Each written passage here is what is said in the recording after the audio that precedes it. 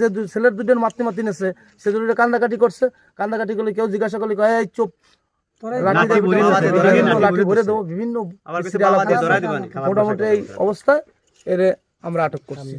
আটক করে আপনাদের হাতে আমরা বলার পরে স্যার বলছে যে বাবাতে যদি কথা কইস তাহলে বাবাতে ধরা দিবা, তোদের চালান দিতে।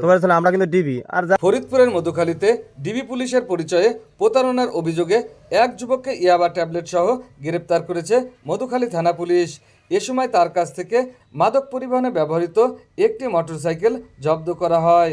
শুক্রবার দিবাগত রাত আনুমানিক 12:30টার দিকে মধুখালী থানাধীন নওপাড়া ইউনিয়নের খৈতলা এলাকায় খৈতলা ব্রিজের পশ্চিম পাশে ইট সলিং রাস্তার উপর থেকে তাকে গ্রেপ্তার করা হয়। গ্রেপ্তারকৃত ব্যক্তি হলেন মোহাম্মদ ইদ্দিস আলী। তিনি মধুখালী উপজেলার নওপাড়া ইউনিয়নের আলগাপাড়া গ্রামের আক্কাস আলীর ছেলে।